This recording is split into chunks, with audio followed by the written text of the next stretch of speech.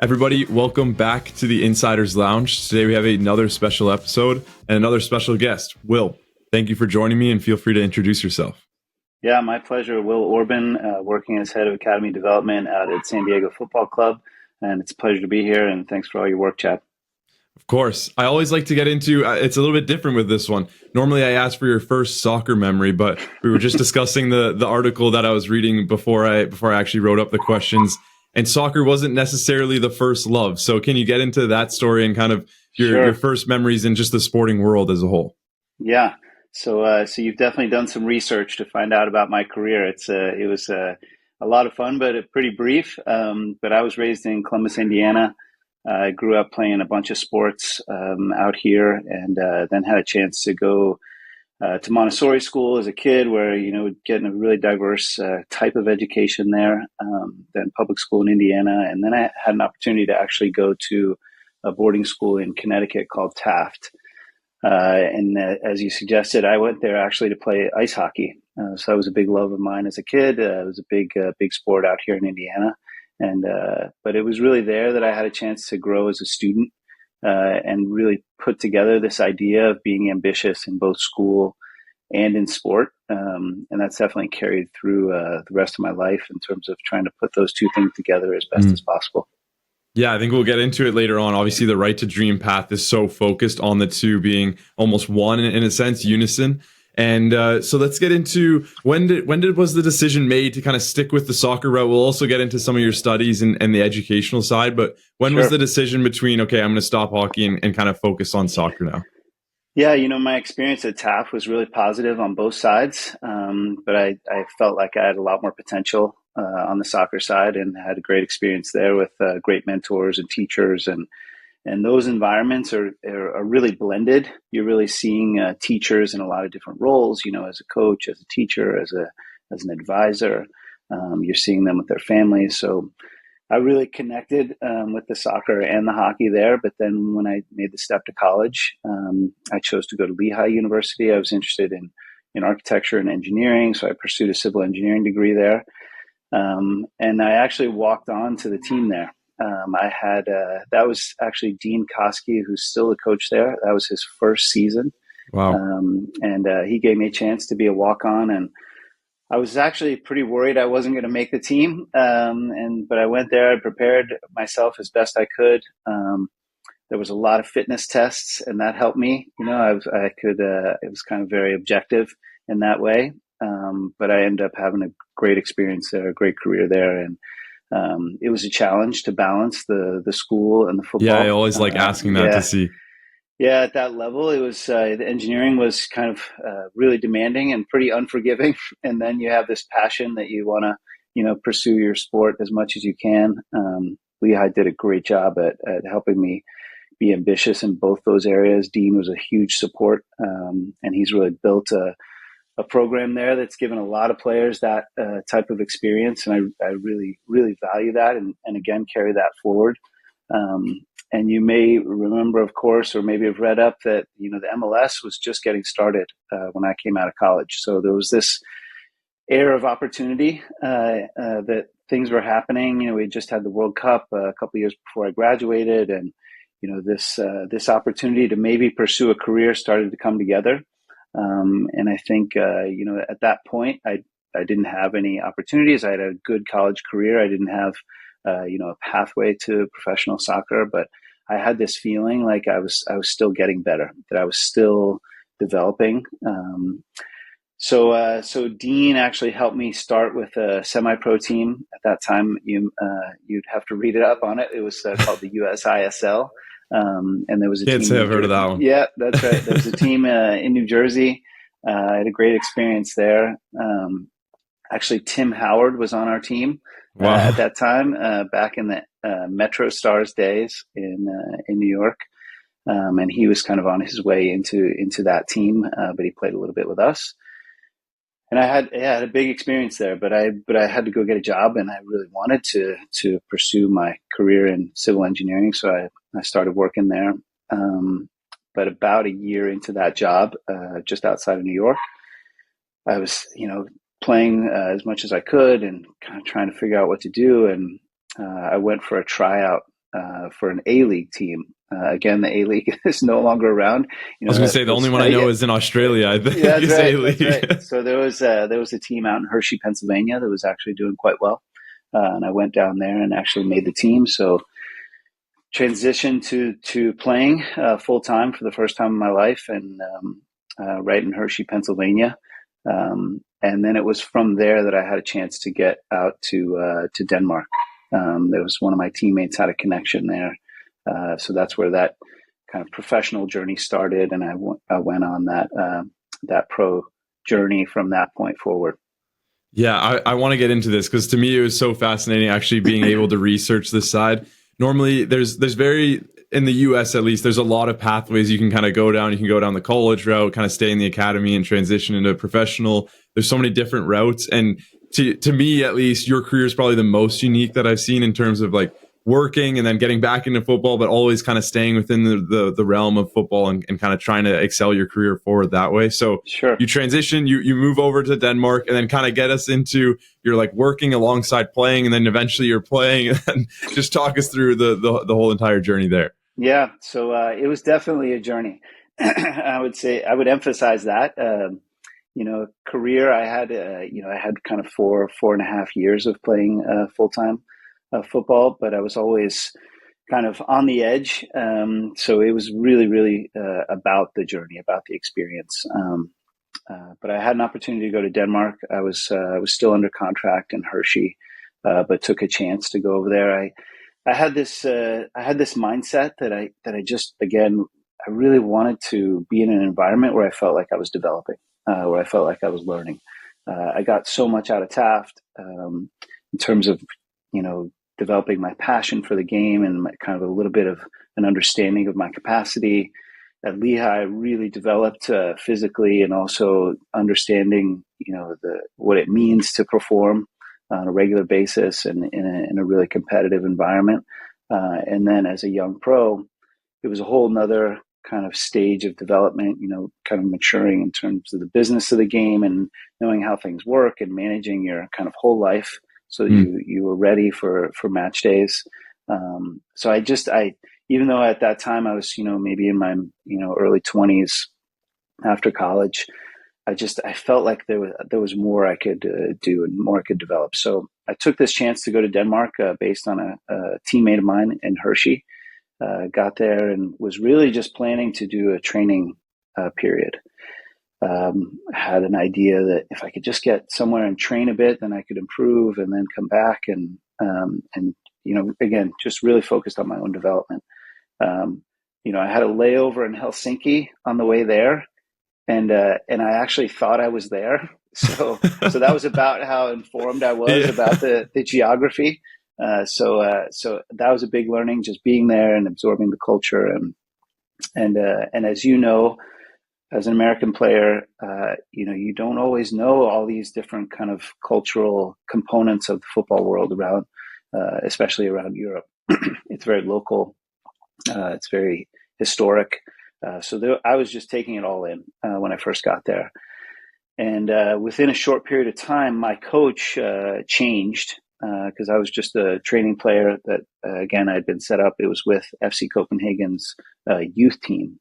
So I was older than everybody, but I was enjoying the training and getting a lot out of it. But then a couple weeks after I got there, they got a new coach. And this coach was Fleming Peterson, who is now the technical director for Right to Dream. And this was really the beginning of a very steep period of development for me. Again, I feel like I was really ready. I was physically, didn't have any limitations, other than my own, kind of physical parameters, but I was really ready. I was mature. I was ready to learn. I was really ambitious and eager to develop. And he was a guy who had a really clear concept of how he wanted to play the game. So this meant that I could ask him all kinds of questions, and I would just pepper him with questions about decision making and how he wanted to do things, and he had answers. He could really give me a logical picture of how the game should look, And for me, that was really kind of a revelation, I would say. And he, initially was a little hesitant to support, me being around because I was a total fish out of water. I was a few years older than everyone else. But he liked my contribution. He liked my development. So he said, "Hey, you can stick around." So I had to find a way to get a visa there, and as you found out, I also started working in the stadium, helping out with the groundskeeper. But eventually, I started to really understand, and that kind of tactical development was really what I needed. I was technically and physically sound, but that tactical piece, Fleming was really able to help me get the game in my mind to a place where I could perform at a high level and perform quickly enough, because the speed of the game is so important as you go up in levels. And that was really where I was struggling. So about 16 months after I arrived there, I made my debut for FCK's first team. So that was a really steep curve. And I had a few games with them, and then a great career in Denmark, moving through some of the lower teams, and had a big experience there. And then after 4 years there, I decided to stop and got married and came back to be a teacher and a coach. So that was the journey in Denmark. So I have a few questions from that. First, you mentioned this idea that like the mentality that you had where you just felt you had something more to prove, something more to do, whether it was in your career or just a personal journey. Was there like positive motivation or someone in your life that kind of helped you want to improve and want to, I think even before Denmark, but maybe in Denmark, did you have like positive influences around you that just helped to kind of reignite that fire and keep you going and keep you wanting to like improve and move forward? Yeah, it's a great question, and I had a super supportive family who really was, and I've said this a lot actually. My mom is a very, very good athlete. My dad was a swimmer, and built a really strong career for himself, and they were always interested in my sport and what I was doing, and whatever it was.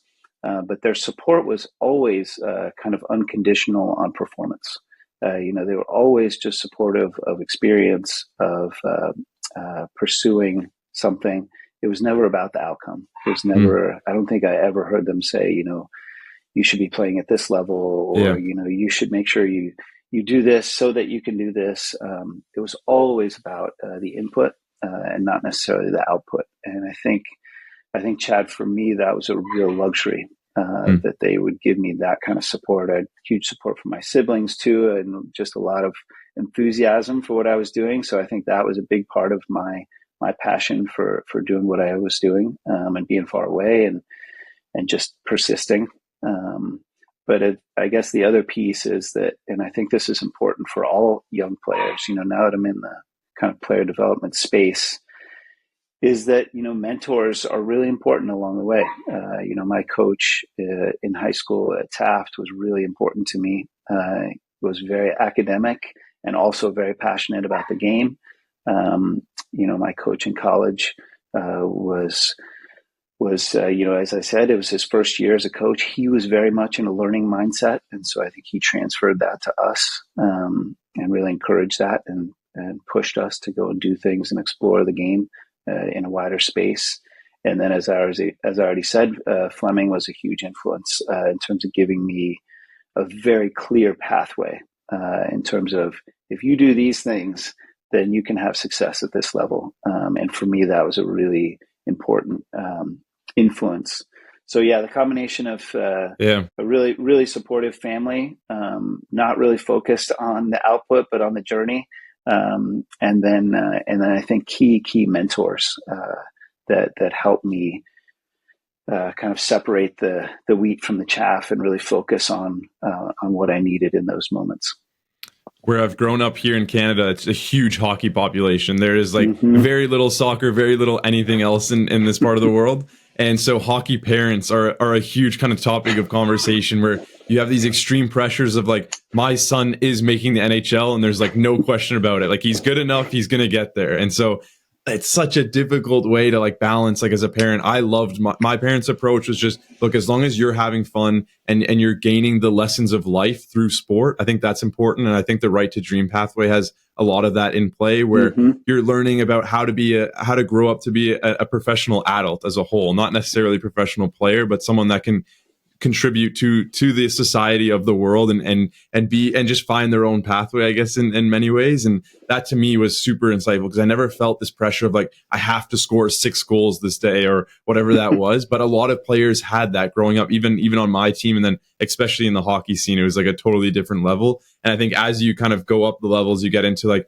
a private school or something along those sides, especially on the high school side, like the pressures just increase. And I think players eventually just either fall out of love for the game, or there's just no more development. You might not have the potential to actually make it professional. And I think there's always that kind of balance of like, where do you find the correct balance as a parent, especially for Yeah. me. Yeah.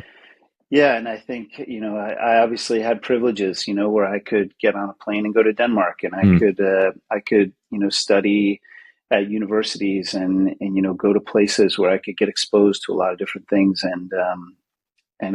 that's not lost on me.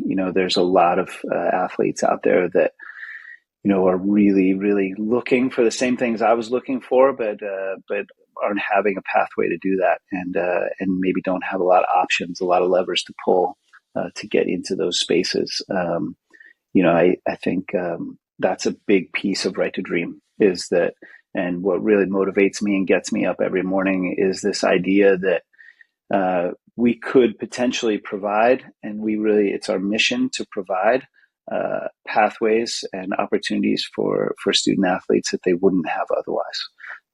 So, I think one of the great things that I ever heard come out of Tom Vernon's mouth, who is our founder, was when he said, hey, if everyone wants to start a Right to Dream Academy around the world, then I don't see that as competition. That's just more opportunities. So if somebody else wants to do this, then let's help them do it. And I think that kind of mindset is really motivating for me, and really dovetails with a lot of my personal experiences, where people were able to help me get access to opportunities, and that allowed me to have a really rewarding experience. So the second question I had from kind of your time in that transition stage of going to Denmark, what were your expectations going to Denmark? And then what were like the biggest lessons or biggest surprises that you learned from your time there? Like, I'm sure going in, you had a totally different mentality to then when you were coming back home, getting married and so on. Yeah. So going there, I was just eager, just hugely eager. I was willing to feast on scraps. I just was looking for an opportunity in any way I could. Just sleeping on the floor in somebody else's apartment, training. At one point I was training like with 2 teams, 10 to 12 times a week. Probably, looking back on it, was probably Yeah. not a very good idea. We're talking about load management a lot nowadays, right, and that is right. not ideal. Hadn't heard of that at the time. But just being really, I was super open, super eager, trying to find a way to learn and develop, and really willing to listen, and also put myself in places just to make it happen. So, for instance, when they said to me, "Listen, you're not at a level where we can give you a full-time contract, but we want to support you. We feel like you're developing. Would you be willing to work at the stadium?" And the stadium in Copenhagen is called Parken. And there was a great British guy there who was taking care of the field. It's the national stadium, so there was a lot of work to do. I really didn't even think twice about it. For me, it was like, great, that's fine. As long as I can keep training and I can stay and develop. And I think, looking back on it, again, I was really focused on getting better.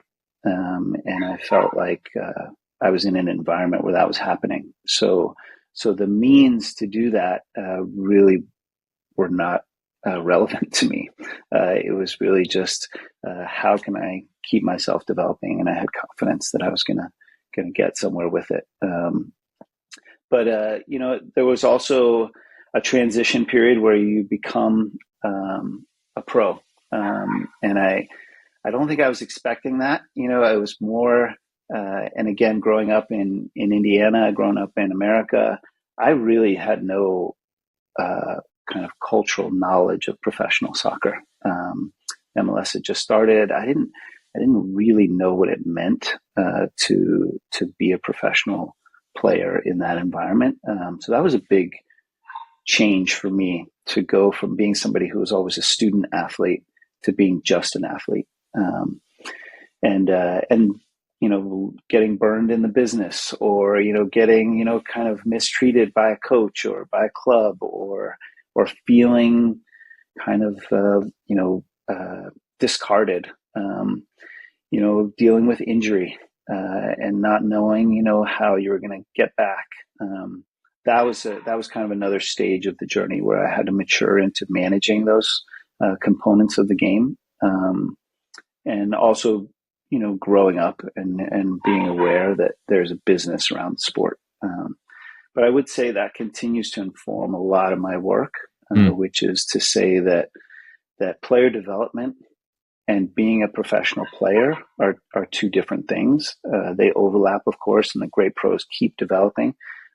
But kids are kids, and that's not going to change. So, giving kids a kid-focused experience in their development stages is really important, and not pretending that they're professional athletes just because they're really, really good at what they do.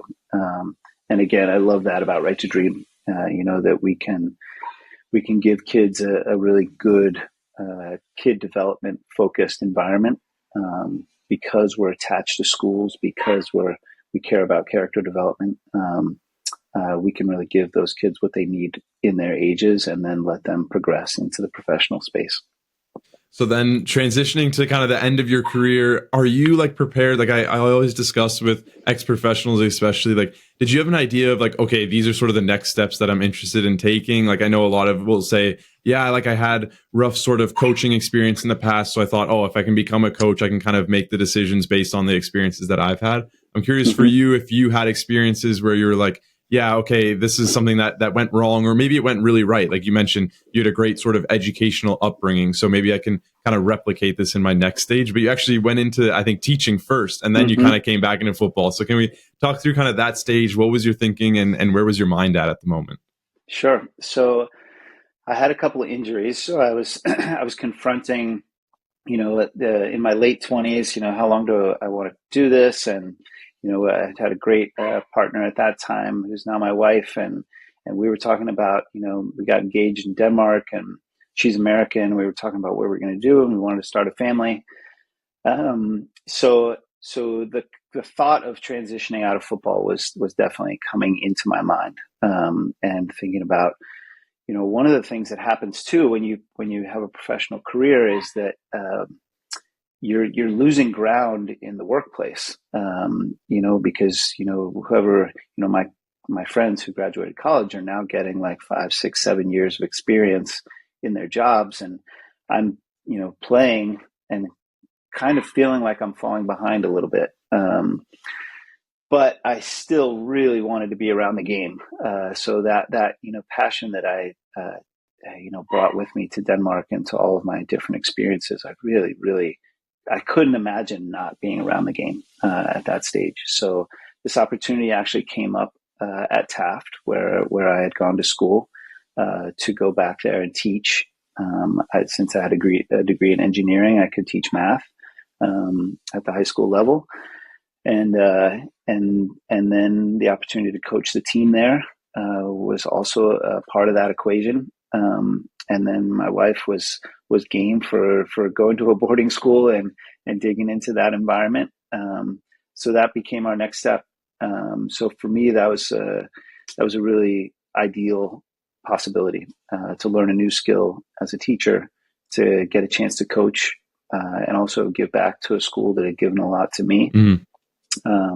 And then also have an environment where I could have a new career and still be around the game, and teaching. Is really pretty fascinating, actually, when you start teaching, and you start realizing all the different needs of the kids, and taking something abstract like math and putting it into a kid's head is no simple task. So I was really excited to learn and develop in that space as well. And TAF became really a super nurturing environment for me and my wife and our family, as I grew as a teacher and a coach in that environment. And I think they say you learn from teaching. So I'm sure you learned Mm-hmm. so many different things from being able to teach. Can you dive into like maybe three things or 1 to 3 things that like just really stuck out to you in that time of like now getting back into teaching? Um, so yeah, the biggest part of teaching for me is listening. Just really, really hearing kids and where they are, giving them time to tell you what they're thinking, how they're hearing you. There's what we know and what we're trying to teach, but really the key is what they know and what they're hearing and understanding. So I think for me, really listening to the kids, and then the second part is really around being creative.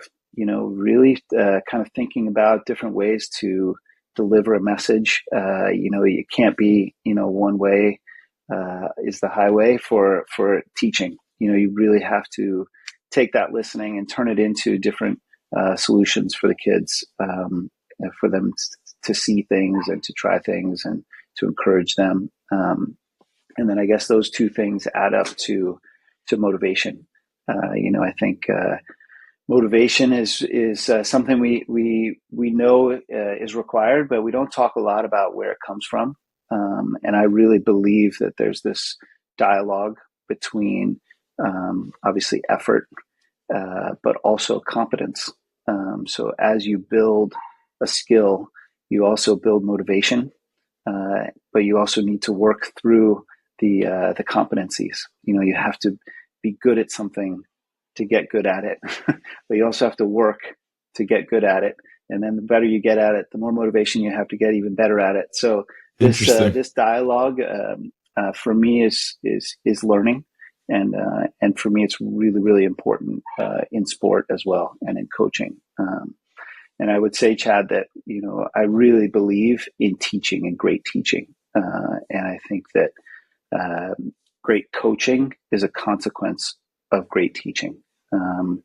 And I'm sure you've had experiences, I think we all have, where we've had a teacher where we just thought, oh my gosh, that I just want to be around that teacher. I want to be in their space and hear what they're doing because I'm learning so much and how motivating that is. And I think that great teaching is great coaching. And I definitely believe that the more focus we put on great teaching in coaching, the better outcomes we're going to get from kids. You were talking a little bit about hockey parents, and I think that when we start to see that focus on outcomes, I think we're not really listening. We're getting into spaces where we need to think more carefully about how we're developing a kid's perception and their understanding of the game.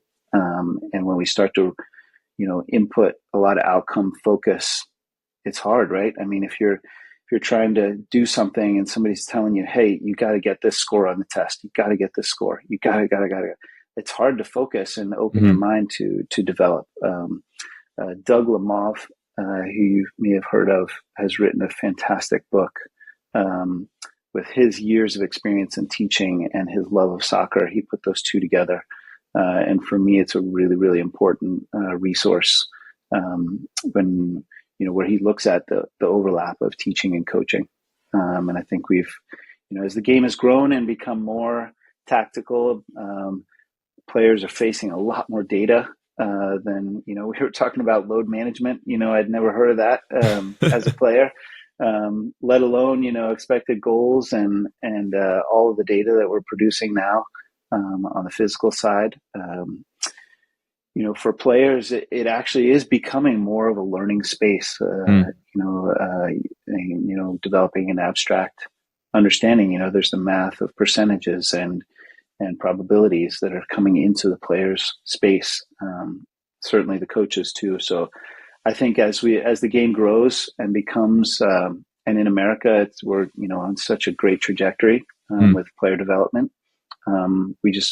For me, we really need to keep our focus on great teaching. So yeah. I love the point on outcomes because it reminds me. I listened to a talk from I think it was the German Federation, someone in the youth side of things, and they were talking about how I think now it's up to U16 where they don't track scores in games, so you just play, and that's Mm-hmm. kind of I think the interesting side of the development where you're just getting these players. They're playing small sided games, 3v3, 4v4, 5v5. And all they're doing is playing. There's no score kept. There's no this person got X amount of fouls or yellow cards or red cards, whatever it is. There's no outcome related to it. And I think naturally then you're gaining that almost it reminds me of like the favelas in Brazil where sure they Mm-hmm. might be tracking score in that sense, but they're really just playing. Like they're just getting used to the game and getting used to a touch and then you learn all the other things that come with playing a competitive sport. And I think that's Yeah. the beauty of it. And then once you're sort of at that 15, 16, your early teens years, then you can start to kind of bring the competitive edge to it. And then outcomes start to come to play. But I think that's an interesting approach that I think we'll start to adopt at many levels, like across the game. Yeah, it is. And it feels like there's a lot of discussion right now around that, giving the players more space to explore, more space to discover the game. I think in Right to Dream, and when we talk about Right to Dream, we're talking about FC Nordsjælland and our academies in Egypt and in Ghana. We have a very clear way that we want to play the game. We have a very, there's a lot of ways to play football. There's a lot of ways to organize the team. There's a lot of ways to kind of focus how you're going to develop players. And we have a way that we want to do it. And that doesn't mean that we're going against discovering the game or having, free play or, focusing too much on outcomes. So I think sometimes those two things can get mixed up. Mm. That you also need a structure in order to be creative, right? You need, someone like Picasso has a plan. He's not just randomly making things. One of the stories has often stuck in my head is around the artist Van Gogh. And everybody talks about how brilliant he was. Obviously, his personal life was kind of another part of the story, but we can't really deny his production. But he spent a whole year, and I didn't know this until I visited the museum in Amsterdam. But he took an entire year and just sketched in pencil. He lived at home and just sketched. So when we talk about this incredibly creative mind, he also had to go through this phase of, hey, I just have to nail down the basics. I just have to kind of find my eye and hone my skills.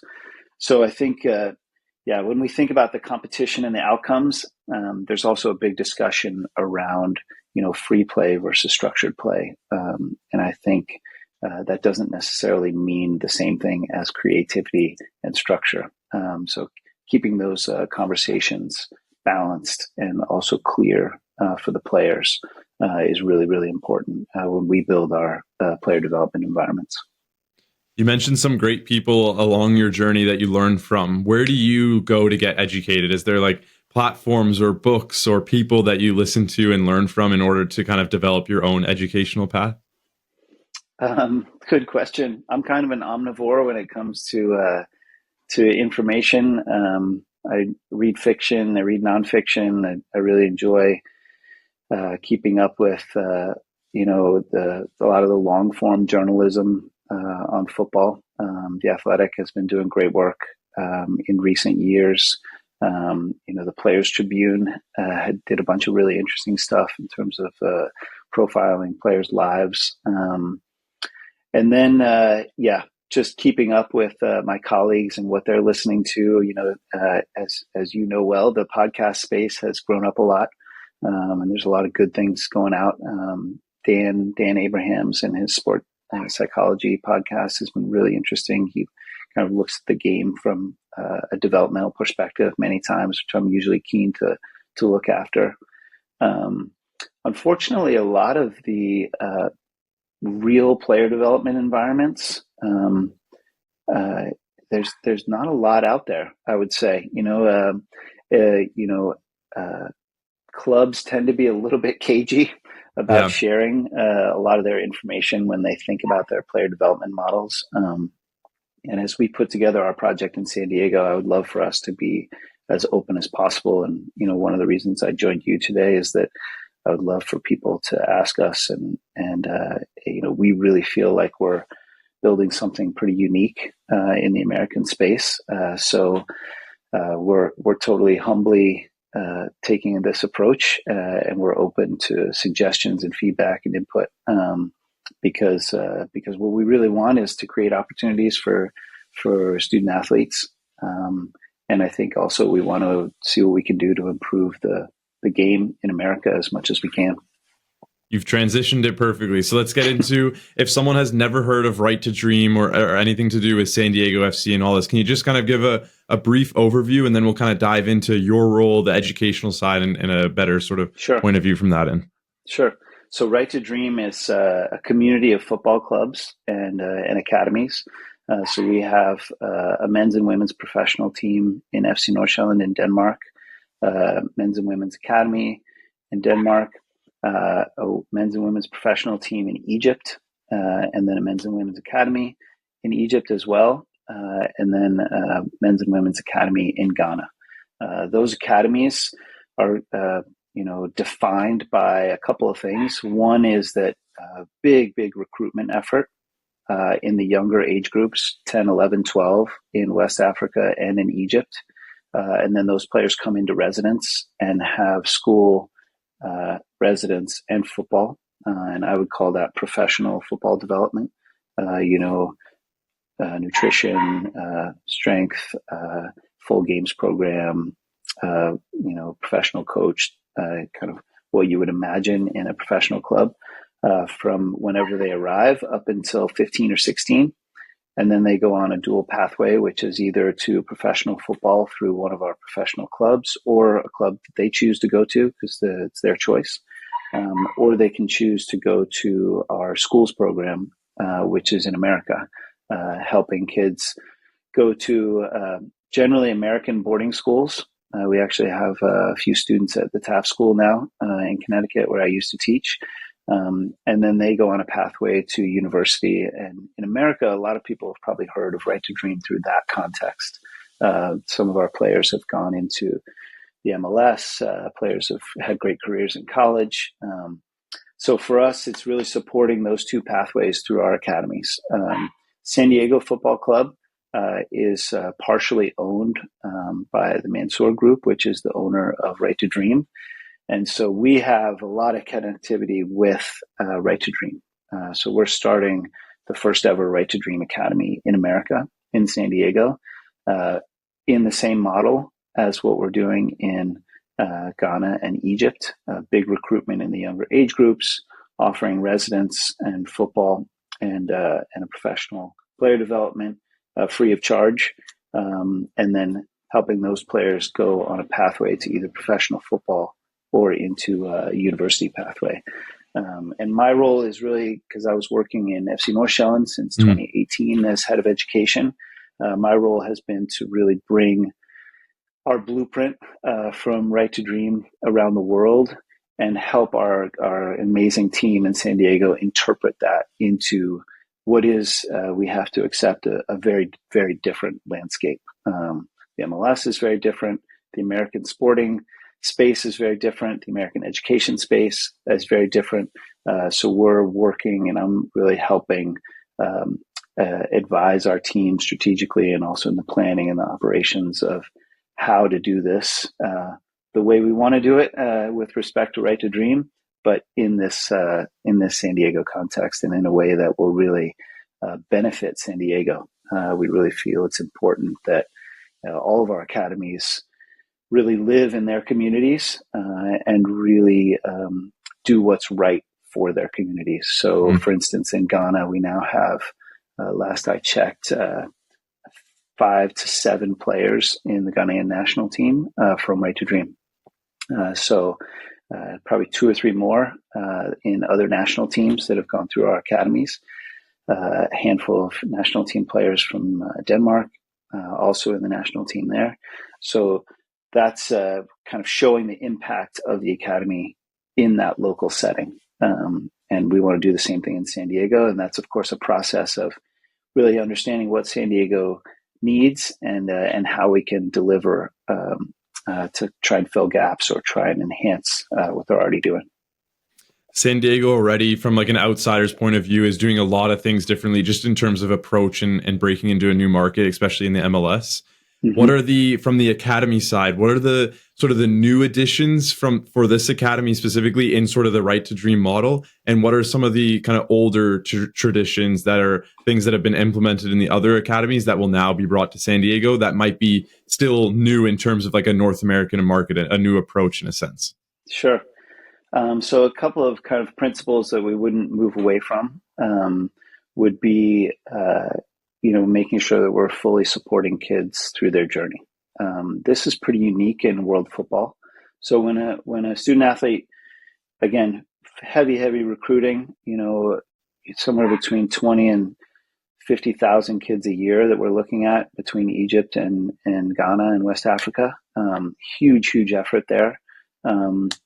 Then we're doing something similar in San Diego, looking at roughly 3,000 to 5,000 kids.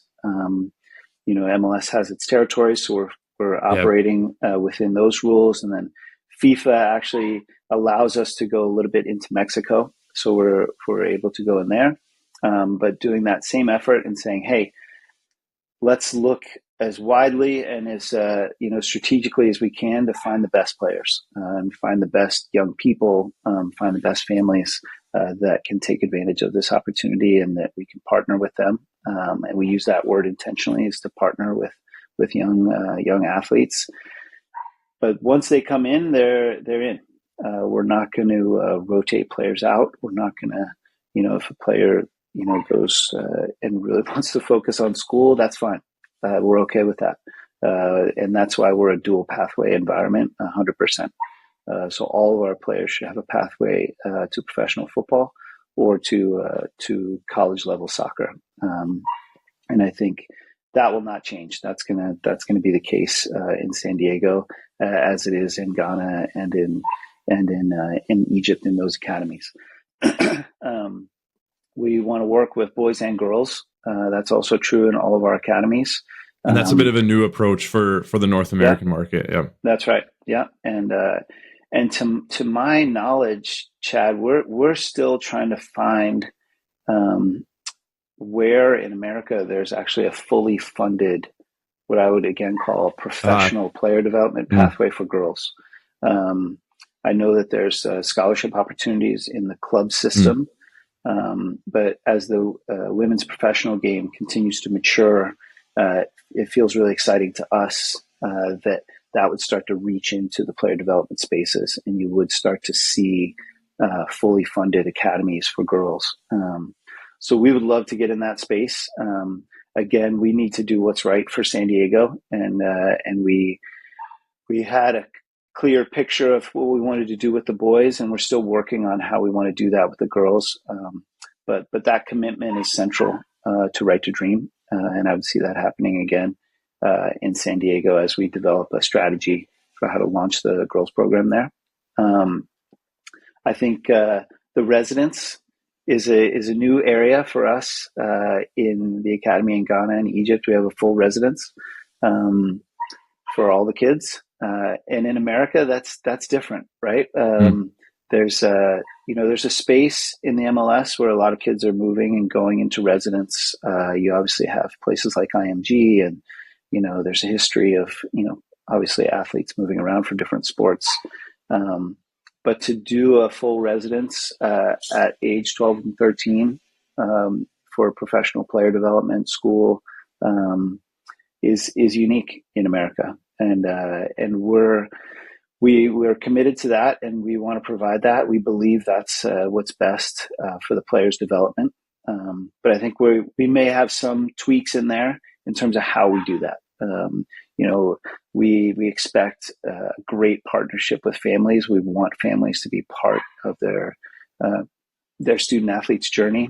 We want to have a really strong dialogue with them, and we are in a city, which is different than our academies in Ghana and in Egypt as well. So we have this big community around us, all the resources that come with that. So we want to work hard to build a residence model that meets kind of our expectations on the player development side, but also is very connected with the community and the families. So I think for me, that's an exciting space for us to innovate and see how we can create a really unique model in that sense. With the residence itself, I'm curious, is that because of players coming from, like, I know it's not out of town, but sort of a farther away in that zone in terms of what MLS gives you? Or is it more of just like having a central place for everyone to be and kind of keep instilling sort of that right to dream movement? It almost reminds me of, like, as a professional player, you go to the team hotel the night before, even if it's a home game. Is it kind of that thing, or is it more of like a team hotel because it's a away game and it's far away, so you want to bring them all into kind of like a central location? So again, it's different in all the academies. So in Egypt, for instance, the academy is quite far from Cairo. I mean, it's drivable, but it's far enough that if kids were not in residence, there would be a lot of travel to get back home. And in Egypt, they can scout all over the country. So there are kids coming from quite long distances. You have essentially the same scenario in Ghana. And in San Diego, because we have the opportunity to have that space right around San Diego as our MLS territory. Then there's some open territories where we can go according to the MLS rules. We have kind of a mix, right? We have some kids that are close by, and then we have some kids that are further away. And I think that's where our innovation sits, is how to provide what's right for the kid and their family, while also making sure that it's equitable and that it's allowing the player to develop in the best possible way. So I think we want to, again, have a really, really strong dialogue with the families and create a space where everybody feels like it's working for them. In America, it's a challenge, though, right? I mean, currently, a kid in lots of parts of this country would have to drive, fly, spend a lot of money and resources to get to, again, what I would call professional player development, which is, somebody really thinking of you on a professional pathway. Some of the, big sums that some programs are taking from families reflect the actual costs. So I don't kind of hold it against them for doing that. But it is limiting access, right? It's limiting what we're doing with the players. So again, for us, residence is an important component of being able to say to a family, listen, we have this, we believe in your development as a professional player and as a student athlete and in your college pathway. We want to provide that for you. And we believe that residence is an important component of that. So yeah, I think that's the dialogue with the families that we want to get right. And again, America presents a really, really interesting landscape for that possibility. I have a two-part question, I guess you could say. You mentioned on the recruitment side, you have this influx of like thousands of applicants each year, and you're trying to figure out, okay, who do we bring in here? How does this work? Especially at such a young age, it's very difficult. You're not only scouting them or recruiting them from the footballing side, but also from like an educational side and understanding their mind as a whole. So what are the sort of things that you're looking for in a young person in order to bring them into the academy? Like what are things that stand out that you go, okay, this looks like maybe they're not quite right to dream ready, but they're on the pathway and we can help develop them as they go? Yeah, it's a great question. And I'm not the expert in that space, and thank heavens we have experts in there. So we have some incredible people working across the globe. And this is where, for me, Right to Dream really shows its colors. We've had staff coming over to work with us in San Diego from West Africa that have been scouting there for 10 years. We have, folks that are working in Northern Europe coming and participating in our scouting opportunities here. We have this idea that you're kind of, you need to level set everyone. So what you're seeing in your backyard, you need to go look elsewhere so that you can also be familiar with what's happening there.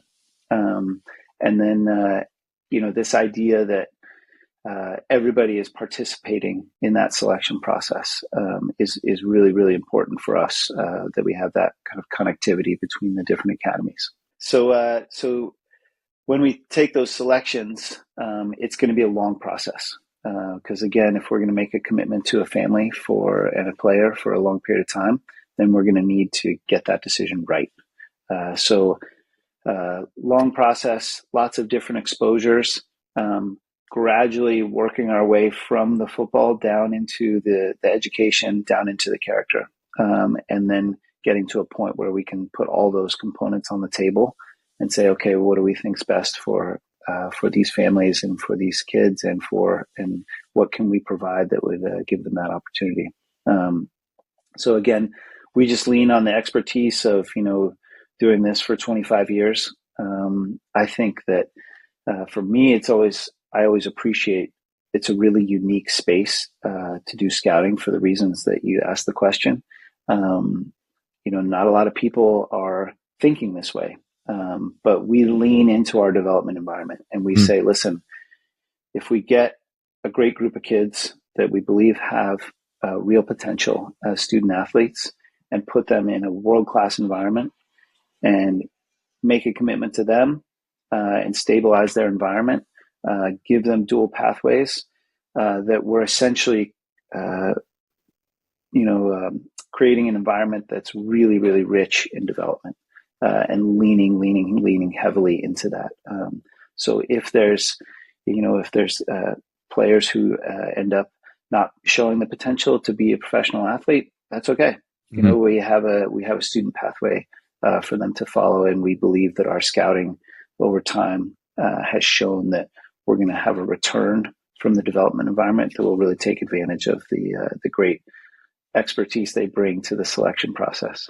But there's a lot of variables, right? Yeah. In player development, your physical growth, your injuries, the way the game changes. We just don't know exactly what the game will need in 6-7 years. You think about goalkeepers.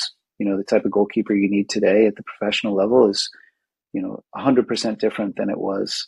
Maybe not 100%, but is significantly different than it was, even 5, 6, 7 years ago. So I think that's those variables we accept, but we want to lean into an environment that's good for families, good for kids, and also what we believe is good for professional player development. So I want to know, I'm just writing it down here because I wanted to make sure I ask you, what are the biggest lessons learned so far from your new transition now with sort of the San Diego side rather than FC Northland and the other side of Right to Dream? I think the big learnings, honestly, are in American soccer. Just seeing a lot of the great work that's being done in a lot of the clubs. We've had a lot of opportunity to connect with local coaches, seeing the talent that's out there. I hadn't been in America for really 6 years. And I certainly, when I was here, I wasn't scouting, 10, 11, 12-year-olds. So just being around our scouts and seeing their work, I've been really impressed by the families, by their kids and the level of play, their ambition, their passion for the game. Again, I don't have experience in other MLS markets in this age group. But for me, San Diego has just been amazing to see the quality of the people, the quality of the environments. We feel like we can build great partnerships with families in that region. And so for me, that's been a big surprise. Not that I was doubting it. I didn't know. And I think we were all wondering to ourselves, can we actually pull this off here? Can this actually work here? And the answer is absolutely yes. There's great families, great people, great passion for the game. There's talent and potential there. And we really feel like our model will be a great addition to that incredible market, and provide kids and families an amazing pathway to again, what we hope are 100% outcomes into college or professional football. You spoke a lot about there. You spoke about like the right to dream and how you define success as the entire organization. But for you personally, how do you define success in your role within the organization, but also I would say just like in life in general and what you're working on? Yeah. So when we think about starting a new academy in a new location, as a new team and in this great league that's been growing and developing so well over the last 20 odd years. For me, as someone who's kind of looking out for the transition and putting our blueprint down on the ground in San Diego, for me, a couple of things would be a mark of success. One is that we have kids in our environment that are really thriving, that are really feeling good about being there. We know it's not going to be easy. Becoming a professional player is not easy, but it doesn't mean that you can't thrive in that environment and feel supported and feel like you're doing something that is hard, but also gives you a lot of motivation and positive feedback. So in order for that to happen, another marker of success for me would be that that families feel really good about their kids being with us, that they feel like, hey, all of us accept that the outcomes are uncertain, that player development is a long pathway and there's a lot of variables, but the way we're communicating with each other, the way that we're supporting each other is really top class and clear and professional. That families feel good and feel like they're being heard, and that our environment is trustworthy and giving their kids a chance to shine. That for me would be a really important marker of success. And then another one would be, of course, that our staff are really thriving. That they feel good about our environment. And I think if you get those three things right, if there's a leaky faucet, or if there's some tough results on the pitch, or if you're dealing with an injury, or all the different things that can come with academy life and with player development. If you have kids that are really thriving, you have families that really feel like they're engaged and supportive, and you have staff that really feel supported and thriving, then we're off to a really good start. And our ownership group has an amazing vision for this academy, integrating a men's professional team and a youth academy and a residence all on one site. This beautiful site out in eastern San Diego, on this really historic Native American land owned by the Siquan tribe, which is another part of our ownership. I think their vision to really give kids an opportunity where it doesn't exist already is amazing. And if we can get those three parameters right, then I really believe it's going to be an extraordinary project, and we're going to see amazing outcomes with regards to kids' experiences. And when I think about what I would love to see in the future, what people might remember us for. One of my ambitions, and I've had this experience a few times now that I've been in this kind of professional player development space for 6 or 7 years, is when a player comes back who had maybe a journey like myself, that on paper you're like, well, it went okay, but they still feel really good about it. They still feel really strongly about what they learned and what they experienced, and that their academy football experience wasn't just based on their football outcome. That they feel like they really developed as a person, that they had a valuable experience, that they had opportunities to build their life. Maybe that's a professional career. Maybe it's a college career. Maybe it's something different than both of those things. Maybe it's a combination. But I would love for all of our players to come back, after a period of time and feel like, I'm so glad I did this, and I feel good about it in a deeper way than just the potential outcomes. Last point before we wrap things up. You mentioned educating families. Is that a part of your program that you guys actually focus on? Because I know, especially in the US youth soccer space, families are coming from backgrounds, like you said, your own parents. You had your dad that was a swimmer. Maybe they're not fully educated on the actual soccer side and how the whole system works. So is that a focus for you guys, for actually showing them, look, this is how this is how our pathway works, but this is how the entire sort of ecosystem of soccer works? Yeah, I think, again, for us, the dialogue with the families is really important. If you think about And I've actually been using this scenario. If you think about Lamine Yamal, as this incredible talent that's come through, and we saw him perform at the European Championships, and he doesn't look like his age. He doesn't perform as his age. He's way, way ahead, at least in terms of what we see. I don't know him personally, and I Yeah. don't know his kind of personality and his actual situation. Um, but I think a supportive family, a brilliant football club, a great culture around him, uh, pretty close proximity to one of the greatest football player development environments in the world.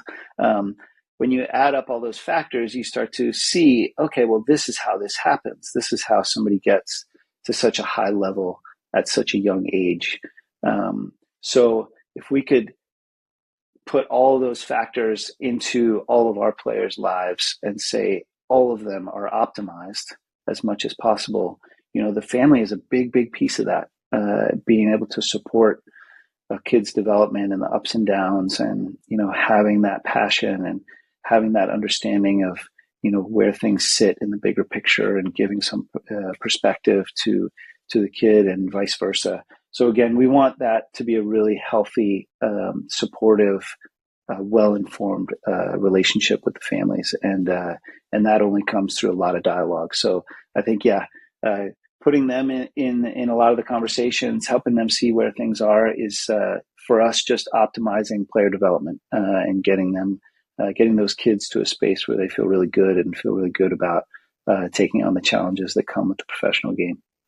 I think we could talk about this all day, but we're gonna start to wrap things up. I've got a few quick fire questions, and then we'll head out. If there's one sort of phrase, you spoke a little bit about legacy in terms of the academy and yourself, but if there's like one phrase that you would want to leave behind in terms of your legacy in your career, do you have something to kind of summarize what you would hope that would be?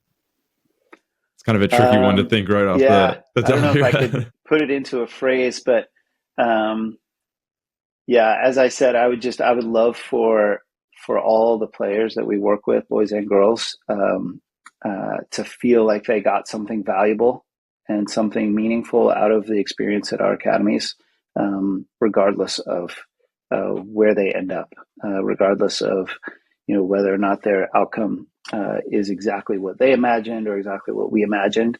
I would love for them to feel really good about the experience they had there, and their families too. So that for me would be a really important legacy. And I think the other one I kind of referenced a little bit earlier, but I think, Mhm.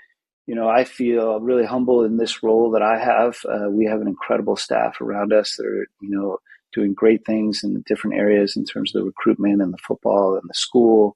Um, and I think we're all motivated to help improve the game in America. If we have the potential to be a positive influence on the player development in America, then we definitely want to do all that we can to support other people doing it, and to take input from our environment, and try and make it as as influential as possible to grow the game. You look at stories like Iceland and even Germany after they had a downturn in the World Cup, and they made very specific decisions about how to develop the game in their environments.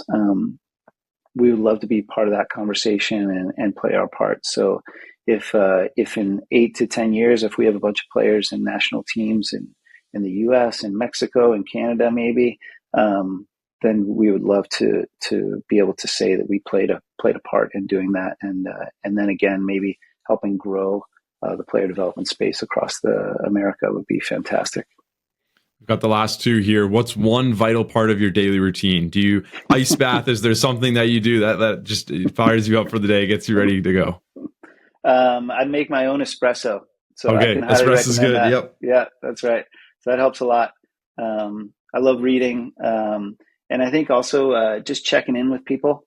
I do a lot of that. Just when you're working in football, it can be a lot. There's a lot of hours, a lot of people. It's competitive. There's a lot of decision makers in different places. So I feel like it's important to just check in with people, check in, see how people are doing. So that's also a daily habit of mine. And the last one here, if you could sit down with one person for a meal, past or present, who would it be and why? So based on everything we've talked about today, it's got to be Johan Cruyff. Really developed the modern game in a lot of ways. Was willing to look at the game really differently. Was really focused on technique, but was also focused a lot on education. And then, of course, leaves an incredible legacy of player development and really supporting the football club model, which looks at bringing players all the way through to the first team. And again, we haven't really talked about that, but that's a big ambition for us in San Diego, is that we have a lot of players that could maybe start with us, in the next 6-8 months when we open our academy in fall of 2025, and maybe they become first team players in San Diego and have a great career, and then retire and then come work for us as a coach or a teacher in our academy and never leave. To really be, creating an environment where a player could go through that whole space, and we could give them a lot, and then they could give us a lot, and then we can all kind of benefit from the environment that we've created and the kind of exciting experiences that go with that. Will, like I said, the intersection of education and football, I think I could talk about it all day. So I appreciate your time. I'm glad we got to kind of share your message personally, but also the Right to Dream path and just more on that as a whole. So thank you for your time. If you have any last words, and then we can wrap things up. No, Chad, thank you very much. And I think it is a really exciting space. I really believe in player learning. I believe there's a lot of opportunity to develop there. Again, if people are interested, we've got a handful of jobs up on LinkedIn. We've got a really exciting project out there, and there's a lot of ways to contribute, without working for us. We're really open-minded in terms of taking discussions and hearing people's thoughts. And yeah, we look forward and go forward humbly and look forward to making the most out of this incredible opportunity. Will, thanks again. We'll speak again soon. Thanks, Chad.